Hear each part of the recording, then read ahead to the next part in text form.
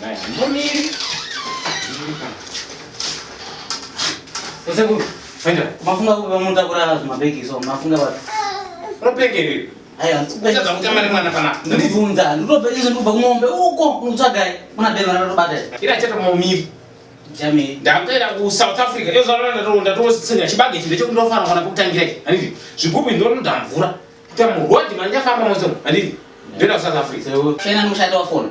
kwa chino chano kwanze kuri kupiswa munhu maforeigners ese anzi ngadzokero nyika dzawo imi ndomuda kuenda iko muronodi iwe ma foreigners ari kupiswa vatorowa izvezvi ine zvindoita manje zvikuru ndakuchenda ku South Africa ndiyo ma South Africans ari kuti ma Zimbabwe dzokera kunyika kwedu